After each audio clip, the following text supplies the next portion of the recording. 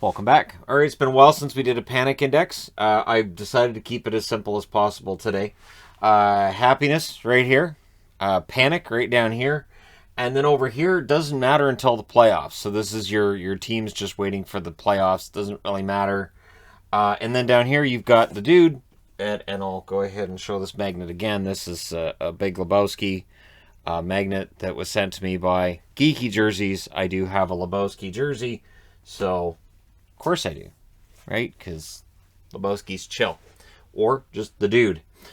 So yeah, for teams that are out of it, but just waiting for the playoffs, to me, they're cool and they're chill like the dude. Doesn't really matter. And by doesn't really matter, it's more of the fans and more of the, I would think management probably privately would say it's fine. We're at the bottom of the standings, but it's fine. Not really the players. The players do not enjoy losing. Contrary to popular belief, they do not enjoy losing games. They're very competitive every night. Some GMs, though, put together teams that can't compete at the same level as others. But hey, let's go ahead and get things started with the National Hockey League itself, which it feels like is at least in the region of panic. So we're still in this rescheduling nightmare, which seems to keep getting worse. And they keep assuring us, it'll be fine. It'll be fine. I really don't know how you get a full 82-game schedule if they continually are postponing games without adding on weeks to the season. And there's been a lot of talk about 1 week being added. It could end up being more, absolutely, certainly. But yeah, so the NHL, I think there's some panic.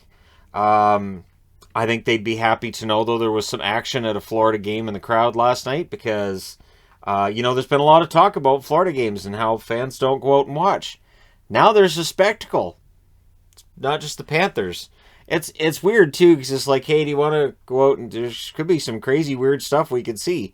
Well, all right, but what's the team like? I don't know. They're like something like 20-3 at home or something. I don't know. It's weird. You wouldn't think you'd need a selling point beyond a team that's as fantastic as them. But the NHL has to be at least somewhat excited about that, right? It's banging. All right. First team on the board is Seattle. I'm going to put Seattle... you know what? I'm going to put Seattle about halfway here. So now I've got this line, right? So this line is, the panic side of things. And, of course, we're waiting for the draft side of things. For Seattle, it's started to move away from panic, I think, more towards all right, well, it's done. But there's still a lot of upset and unrest in Seattle circles that I've seen anyways regarding the performance of the team and the goaltending and everything else. And so I'm going to put them a little bit more towards the panic side, down towards the bottom. But they're going to be probably over here, I would say 2 weeks from now. The next time I do this, they'll probably be over on this side. LA Kings. Kings fans have to be pretty darn happy right now. This is a team that is in a wild card spot and has continued to win. This is a team that looks like if they get that consistency, they could be dangerous. I'm just going to say, in a series against a team that has Jonathan Quick in net, Drew Doughty on the blue line, Anze Kopitar up front, and a lot of young kids sprinkled in there that haven't really shown what they may or may not be able to do in a playoff series. I don't know if LA's a gimme or not. I think they could be capable of an upset should they reach the playoffs for the first time in a while. So the Kings are interesting. Florida. Yeah, things are banging in Florida. I'm sorry. That's my last reference. I promise. I do, though, and I know, and Florida fans get mad at me discussing this, certainly, because it sounds like you're bringing it up over and over again. I haven't talked about it all year. But I've noticed that we're still looking at a lot of empty seats in Florida, even though they're arguably one of the best teams in the league. So this is where that becomes a concern. I don't have a problem with attendance being down when a team's bad and mediocre, but when a team is playing really, really well and they're exciting and they're fun and there's so much to like about Florida, and you're still not drawing, there's a problem. So on the side of how well the team's playing, Florida's great. But when you look at the attendance, there's something that you'd think would have to give at some point. And I'm not talking about moving them to Hamilton or Quebec or anything like that. I'm just saying where it is right now, it just doesn't seem to generate the interest, or it's too far away from the fans that want to watch it. The Oilers. I'm going to put them right down here. You know what? Now I'm going to put them right next to the the panic face. The Oilers, and the funny thing is that there's a lot of talk about the Oilers potentially signing Evander Kane, right? To me, signing Evander Kane comes down to a couple of things. One, you don't have to give up any assets to get him. Two, the contract probably not going to be that cumbersome because he just got his contract terminated by the Sharks and he wants to prove, hey, I can play. And also, this is a team that needs depth scoring, and they don't really want to give up a guy like a Dylan Holloway. They don't want to give up first-round draft picks. They don't want to give up the assets teams would look for that scoring. So while there's a lot of daggers being thrown at the Oilers for pursuing Kane, I get it. I get it. Would I do that if I was in Ken Holland's position? No. But do I understand why he would? Yes. So, all right. Oilers. Bruins fans, I think, are pretty happy. I'll put them with the Kings right here. It's not exuberantly happy, but I think the return of Tuukka Rask is great and all. I think the fact they've won, 4 out of 5 or 5 out of 6 at this point, that speaks to how well Boston's playing as we see a separation between the top 8 in the East and everybody else. So for Boston, I think there's reason for the fans to be quite happy. Vancouver, well, I'll put Vancouver at the same level. I would have had them higher before last night's game. It's a reality check, is what it is. Vancouver, very, very good run, but there are elite teams in the league, and the Canucks are not in that category. And so the matter then becomes for Jim Rutherford and whoever he hires as GM to get the Canucks to that level. This whole, well, we're middle of the road and that's okay, needs to stop. So Canuck fans still, I think, very happy with their performance since Bruce Boudreau took over. Very happy with how the coaching is going. But there's still something, I think, keeping them from being at this level for other reasons. So we'll see how things go from here. Tampa. Tampa's the ultimate. Doesn't matter until the playoffs. They want 3 in a row. I don't know if they're necessarily going to get it. They've now got Kucherov back. Things look really good for Tampa. They're winning a lot of games. And yeah, so I think for Tampa, they're the ultimate. Wake us up when the playoffs start. Philadelphia. You know, I kind of want to put them over here because to me, looking at the record and everything else that's going on, Philadelphia, I think kind of should be over here. It doesn't feel like they are. Feels like Philadelphia, there's still a lot of panic about, okay, so what's the plan? No, really, what's the plan? But what's going to happen? Okay, that's great. What's going to happen? So I think there's still a lot of discontent when it comes to the Flyers. Their standing, their overall play recently, and just overall this season. So yeah, I'll put Philadelphia down with the Oilers. When we talk about teams that may be in on Kane, Philadelphia may be in on Kane as well for very similar reasons that I outlined with the Oilers. Teams below that playoff line or teams right near that playoff line don't want to give up first-round draft picks to get guys right now, and they don't want to give up young players necessarily for what might be a Band-Aid upgrade. But if you don't have to expend any assets to pick somebody up, Philadelphia might be in that category as well. And if Edmonton were to pick up Kane, Philadelphia might pick up the phone and say, so now that you got him, is there anybody, maybe they got their eye on somebody, right? Ducks. Well, the Ducks are still in the playoffs. I don't know that they've played particularly great lately. I'll put them above the line. I'll put them just above the line because you've got the Kings coming up. You've got San Jose as well. Seems to be getting better. It hasn't been the most beautiful hockey played by San Jose, sure. However, for the Ducks, this definitely endangers their position. You've got Calgary, who are sitting there with, I think they've got some games in hand on Anaheim. It's tough to say. There's so many games that get postponed right now. And for the Oilers, even though they're down here, they should at some point be able to turn it around, right? So Anaheim in a bit of a precarious spot there. Buffalo. If you're a goaltender, you're likely screaming right now because you're in pain. But Buffalo fans, and just in general, it's the dude. It's right over here. I don't think there's any panic in Buffalo land because this is kind of how it was designed to work. You had the good start, and then off they fall. So for Buffalo, I don't think there's any concern. So I've got them right down here with the dude. Carolina. Carolina pretty happy, but I think Carolina's waiting for the playoffs too. I honestly, Florida could be put under this category. You could definitely make that argument. I think for Florida, though, having an excellent regular season is great. But for Carolina, this is year 4 that they're going to be in the playoffs in a row. They're on this record playoff streak, which is great because Carolina was a mediocre organization for a very long time. It's nice to see them finally getting somewhere. And for Carolina, I really think it's going to be what they do in the playoffs. This run is fantastic and it's great, but if it falls apart in the first round of the playoffs or the second round of the playoffs, I don't know that people are going to be happy with that. Dallas. I think Dallas is pretty happy right now in general. I'm going to put Dallas. Why not? I'll put my 3 favorite teams next to one another. Boston, Vancouver, and Dallas. Sure. I have some concerns about certain things with Dallas. Their consistency for me. But they've been winning more than they've been losing lately. If you look at points percentage, they should be able to get that last playoff spot. Again, LA has that right now, and LA is not necessarily going to give it up that easy. But if Dallas keeps plugging along and getting victories at the rate they have for most of this season, they should be fine. New York Rangers. Rangers, I'm going to put them up above here just a little bit. I think for the Rangers, I think they're still pretty happy with things. They had a couple of losses on the road trip.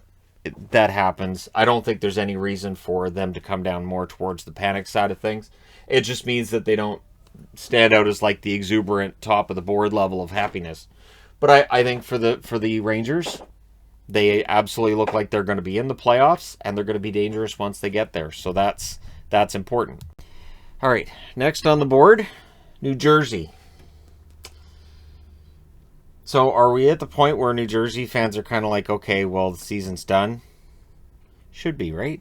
I mean, just realistically, I don't see New Jersey making a run at the playoffs. I would think that seems pretty clear at this point. I'm going to put them on this side of the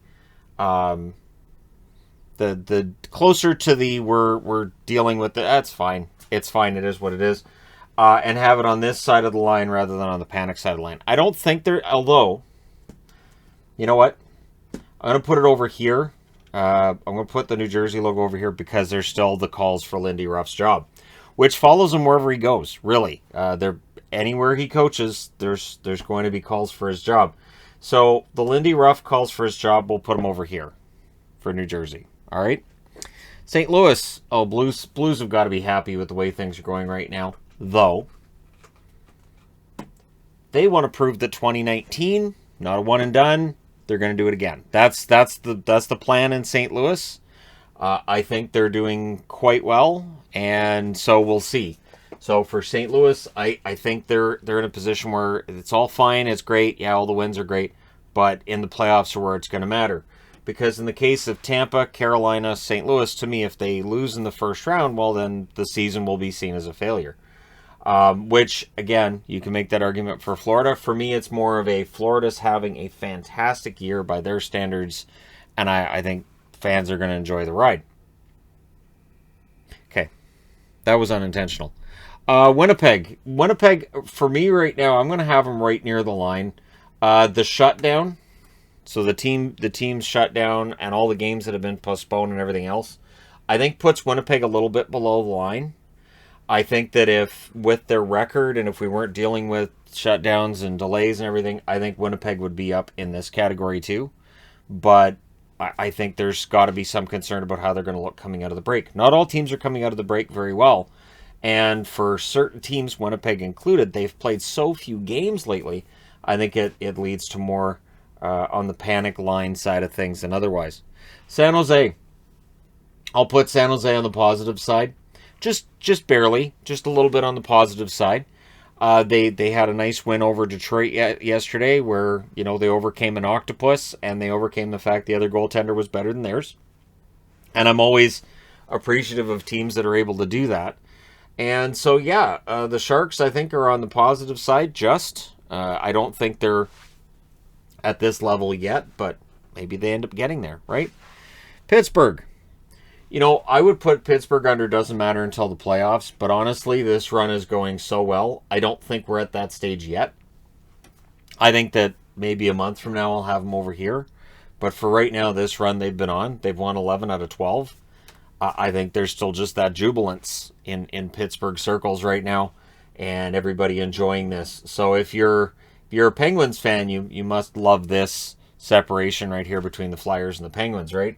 If you're a Flyers fan, probably shaking your fist a little bit that the Penguins, it's all smooth sailing, and for the Flyers, not so much. And that's kind of been the case since, I want to say since 91. That very often, Pittsburgh, they've had 5 Stanley Cups since 91. Philadelphia has been in finals, but they haven't won it. So I don't think that if I did a panic index for other seasons previously, I don't think that it necessarily looked that much different. Ottawa. Ottawa has to be on the panic side of things, but because they're so far out of the playoffs, I'm going to put them more towards the line, but I'm going to have them below it just a little bit and below where Winnipeg is. So more towards the panic, however, an understanding that in all likelihood it's going to mean another top prospect at the draft. And the 2022 draft is very deep, so that's good news for Ottawa as well. The problem, of course, being this was the year where they were supposed to start turning things around, and they really haven't. So for Ottawa, I have them close to the line, and Ottawa as well. Shut down. Things were seemingly getting a little better before they got into the shutdown, but now that they're shut down, I do have them below the line. And they're coming back soon, sure, but again. Nashville. Yeah, Nashville's got to be pretty happy. I would say that this recent 5-game winning streak, combined with them being at the top of the division, has to have them pretty happy. Controversial finish yesterday aside, I think the happiness in Nashville has to be about the highest it's been, I would think, in forever. I'm trying to, I remember the year they won the President's Trophy, and things were pretty good that year. This team feels better than that one. That one, there was still a lot of question marks about the team. I don't feel like there's as many question marks this time as there was then. And so we'll see if they can finish what the 2017 team started and do what the 2018 President's Trophy winners were not able to do. New York Islanders, they're still on the panic side. They have to be. I'm going to have them not as panicked as they were in previous because there's been some wins here and there. But yeah, the panic side of things is still there. They haven't been playing very many games either. It is remarkable to me when I look at the schedules and I look at teams and all this, and I realize just how few games some teams have been playing. And yeah, so for the Islanders, they're still on the panic side.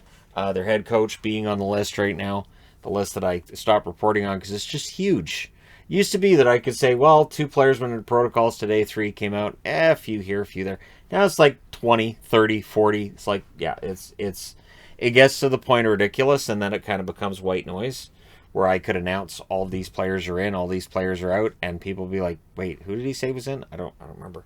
So anyways, might be some rewatchability there though, right? Vegas cannot be jubilant with their record right now. They can't be jubilant with how they're playing. And their goaltending, while I like Robin Lehner, I don't think it's been good enough. And Lehner's admitted that. So Lehner, to his credit, has admitted that. So while I think Vegas is pretty happy, I think it could be better. So I'm going to put them down on the same line as LA, Boston, Vancouver, and Dallas. And so question marks about Vegas when you consider that this is a team that has put the pressure on itself from their inception that they have to win a Stanley Cup. The plan was to win a Stanley Cup in the first 5 years. It's year 5. So if they don't win it this year, there's going to be a lot of questions asked. And if Eichel going into the lineup doesn't put them over the top, there's going to be a lot of cap issues as well going forward. Could be fascinating to watch, especially if they get knocked out in like the first or second round, right? So for Vegas, I could put them over here, but based on the fact that their recent record there's been some mediocrity in there. They've had to make too many comebacks for my liking too. Yeah, I don't have Vegas on the wait until the playoffs side of things just yet. Toronto to me is kind of doesn't matter until the playoffs. Toronto, it's great when they win, and there's Toronto fans that will be upset when they lose. But in general, their record is very good. There's very little chance they miss the playoffs. And so then it becomes a matter of, so round one again. And wouldn't it be amazing if they went on this really nice run, if they finished, say, second in the division and had to play Tampa in the first round? Or if they got Boston in the first round or Florida. And none of those teams are going to be gimmies. None of those teams are going to be easy. And while Florida has a longer drought for getting out of the first round than Toronto does, I don't know that you want to play them in the first round this year. So for Toronto, it really is wait until the playoffs with them, at least in my eyes. Montreal's firmly planted here. And bless the Montreal fans that are claiming that this tank was on purpose. No. Montreal had this idea that, Kotkaniemi leaves. That's fine. We'll take the first round draft pick. We'll trade it. We'll get back Dvorak. Dvorak puts up more points than Kotkaniemi. We should be ahead of the game. Dvorak should also help to replace what we've lost with Dano in the face-off circle. And, we lose Shea Weber. However, we picked up Mark Savard. And so there was some idea that, all right, well, we're going to be okay because. And we picked up Hoffman to pick up some goal scoring as well with Corey Perry leaving. But it really hasn't worked out. So at this point, are they trying to, make things better to get in the playoffs? No. So at this point, we're at this stage where it's the dude, but this was not the plan at the start of the season. Start of the season, the plan was to at least stay competitive and try to get into the playoffs. Calgary. For the Flames, and again, on the Canadian side of things, right? I'm going to put Calgary here. Their recent road trip, understandably frustrating. You're against the best teams in the league, and it showed that Calgary's not quite in that category yet. I don't think they're as far off as you may think, but it's tough. So I think for Calgary, I'm not going to have them below the panic line. I'll have them above that, but not by a lot, because at this point now they need to get 3 or 4 really good games strung together and get back on a roll, because the Kings, the Sharks are showing signs they're going to be good. Vancouver's going through this brutal road trip. If they come out of this brutal road trip with anywhere near a decent record, that could be bad news too, because then their record should improve as their schedule gets easier, right? So Calgary, yeah. Arizona, well, we know where Arizona's going, right? Right here. So there's your Trinity: Buffalo, Arizona, and Montreal. So Arizona, we knew from the start of the year they were going to be bad. Turns out they're not going to be historically bad, but still pretty bad. So there's Arizona there. Although, for eagle-eyed viewers, you'll notice I have an Arizona Coyotes calendar. I decided I was going to order one of the team calendars from Calendar Club, and I thought, I'll get the Coyotes, because why not? I might be one of the few who orders a 2022 Arizona Coyotes calendar. So I could have gone with Boston. I could have gone with Vancouver. I thought, that's what people expect. So there's Phil the Thrill, Phil Kessel right there behind Bear's head. So yeah, Arizona, it's going as expected. Chicago's kind of in this category too. I'm not going to have them right down next to the dude, because this was not part of the plan, much like Ottawa. So I'll put them on this side of the board. They're just on this side of how they're feeling, so they're not quite in the panic index part of things, but they're not exactly completely harmonious with the idea of, we'll get a good draft pick, because this wasn't how it was supposed to be. This was not the plan, and they're still winning games here and there. I think there may still be some faint hope somewhere, so I'll have Chicago over here. Don't be surprised when they end up over here in a couple of weeks. Next time I do the panic index. Colorado. They're not happy after last night.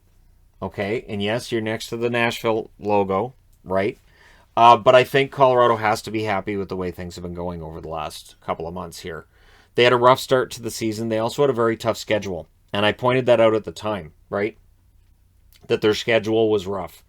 And so I thought their record wasn't as good as they were playing. And now they're playing well. The one caveat I would throw in there, the one reason I could see why you would take Colorado and move them down to this level, would be very happy, but they're still allowing too many goals. And that was getting fixed, and now it's back to being a problem again. So they need Darcy Kemper to be at his best. They did not let go of Grubauer and bring in Kemper so that they'd see their numbers drop in net. I think the plan is to keep Kemper as the starter throughout the season. But does Joe Sakic look at this at the trade deadline and say, okay, we aren't happy with what we've got from Kemper, and then look to get an upgrade on Francouz. Maybe he looks at Francouz and says, we can move him, bring in somebody else as the backup, something like that. So Colorado, very happy with how things are right now. We'll see how happy they are if their goaltending and just the overall defensive numbers don't improve. Detroit. It is hard for me to say Detroit fans should have any reason to be upset with things because they're more competitive than they were. I don't think the California road trip's one that's going to make them overly satisfied, but, they're still in the hunt for the playoffs. They're still a 500 team. It is NHL 500, but they're still right there. So, no reason to have Detroit below the line in my eyes anyways, because they're still performing well enough that they're staying in the conversation. Capitals. Recent losses by the Capitals, I'm going to put them down here. I'm going to put them down here next to Winnipeg. Now, they've had lineup issues. Absolutely. Lots of lineup issues, which may very well be affecting their recent record. But their recent record is not where you want it to be, especially when Pittsburgh's playing really well. The Rangers are playing pretty well. You don't want to end up falling behind them. And, of course, you've got Carolina's playing their Carolina. So, for the Caps, I think there should be, at the very least, some level of panic because this is an important season for Ovechkin. This is one of those important years for Capitals players in general because they are getting that core is getting older, and if they don't win it this year, do they start to become a team that we're looking at to do a retool? What's Ovechkin's interest in that? And all of that. So for the Capitals, I have them actually a little bit below the line for that reason. Minnesota. I'm going to put them right here because I don't think there's any reason to put them below the panic line right now. Kaprizov's coming back, but Talbot's out for a while. And there's the feeling right now that Minnesota's kind of mediocre, right? Now, whether or not they're able to turn that back around and get that narrative going in the right direction, we'll see. But for Minnesota, I have them on the positive side, but not overly positive. Columbus is tough because they weren't supposed to be a playoff team, right? That wasn't expected this year. But then they got off to a half-decent start, which made you wonder, are they going to do it again?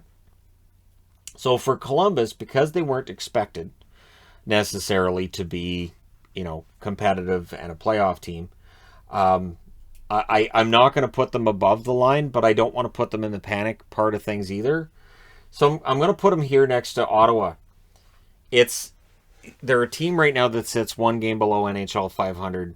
They don't look like a team that's going to push for a playoff spot, certainly. And so I don't think there's any reason to panic. I do think fans will be saying, okay, what kind of prospect can they get at the draft? And they need, that top-notch, top 5 prospect in this year's draft. I think Columbus is a team that could really handle that infusion of talent. And the other thing Columbus needs is players to stick around long term. That's important for Columbus too, but that's a whole other discussion for a whole other video. There you go. That's all 32 teams. Let me know your thoughts in the comment section below as always regarding today's Panic Index. Don't forget to hit like and subscribe if you're browsing your way through. You just happened upon this video. Thank you guys so much for watching, for all your support. I will talk to you again soon.